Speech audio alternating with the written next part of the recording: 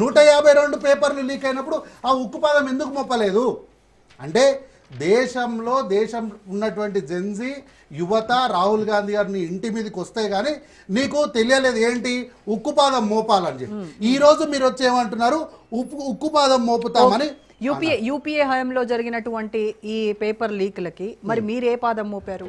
సరే మేము ఏ పాదం మోపలే కదా. ఆ రోజు బీజేపీ పార్టీ ఏం చేసింది? ఈ రోజు రాహుల్ గాంధీ గారు అడిగితే గానీ మీరు మేల్కోరా? కాదు మేము మేల్కోవడానికి మా చేతుల్లో ఏం లేదు కదా. ఆ రోజు మేడం ఆ రోజు ఉన్నటువంటి సెక్యూరిటీకి సంబంధించినటువంటి అంశాలు, పరిజ్ఞానము, సాంకేతికత ఏంటి, ఈరోజు 2026లా ఏంటి?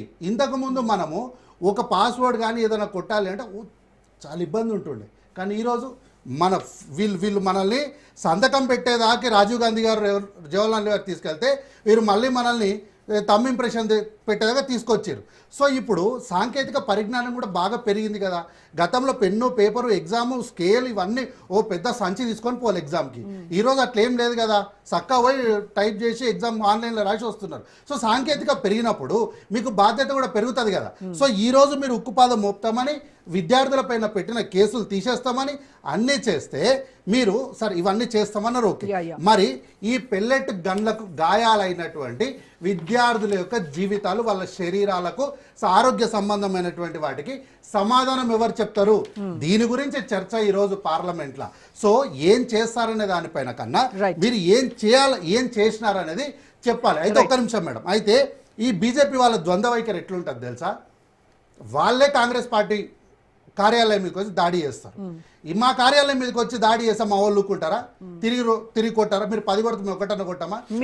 మీరైతే మోదీ ఇంటి ముందుకెళ్ళి నిరసన తెలిపారు. మేము కొట్లాటకు పోలే, ప్రజాస్వామ్యయుతంగా రాజ్యాంగం సెక్యూరిటీ జోన్ లోకి మీరైతే వెళ్ళొచ్చు. మేము ప్రజాస్వామ్యయుతంగా రాజ్యాంగబద్ధంగా నిరసన వ్యక్తం చేయడానికి వెళ్ళాం. కర్రలు తీసుకొని దాడికి పోలే. కానీ ఈ రాష్ట్ర శాఖ బీజేపీ కార్యకర్తలు కర్రలు తీసుకొని గాంధీ భవన్ మీదకి వచ్చారు. మా వాళ్ళు తిరిగి 2 చప్పరిచ్చేసరికి ప్రెస్ మీట్ పెట్టి ఏమంటారు? బీజేపీ కార్యాలయం పైన దాడి అప్రజాస్వామికం. మరి మీరు చేసింది ప్రజాస్వామికమా? అంటే రాహుల్ గాంధీ గారు దేనికోసం పోయారు? దాడికో కర్రలు తీసుకొని గుట్టలు తీసుకొని పోలే. మా విద్యార్థులను మీరు ఈ పెల్లెట్ గన్లు పెట్టి ఎందుకు కాలుస్తున్నారు? నిర్దాక్షిణ్యంగా ఆడపిల్లల్ని లాఠీలు ఇట్లా పెట్టి కొడితే ఓకే, ఇట్లా పెట్టి ఎందుకు కొడుతున్నారు అడగడానికి పోయిండు. అది ప్రజాస్వామ్యయుతంగా పోయిండు. పార్లమెంట్లు బాధ్యత కల పార్లమెంట్ సభ్యులు అందరు కలిసిపోయారు. కానీ మీరు కట్టెలు పట్టుకొని వచ్చారు.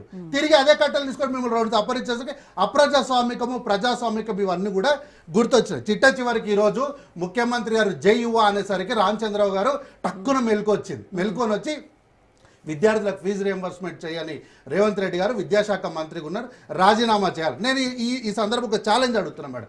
బీజేపీ రాష్ట్ర ఫలితాల్లో దాదాపు 20, 24, 25 రాష్ట్రాల పైన వాళ్ళ అధికారం ఉన్నారు కదా. ఒక్క రాష్ట్రంలో మీరు ఫీజు రియంబర్స్మెంట్ ఇస్తుంది చూపెట్టండి అయ్యా, ఒక్కటి చూపెట్టండి. ఈ రోజు ఫీజు బకాయిలు ఉన్నది కూడా మా వల్ల కాదు. గతంలో ఉన్నటువంటి వాటిని మేము తీర్చుకుంటూ కంటిన్యూస్ ప్రాసెస్ ప్రభుత్వంలో. సో ఇవన్నిటి కూడా పక్కదారి పట్టించడానికి 2.5 ఏళ్ళు అయింది, 3 ఏళ్ళుగా వస్తోంది. మీరు ఇంకా పాత ప్రభుత్వం పైనే నేను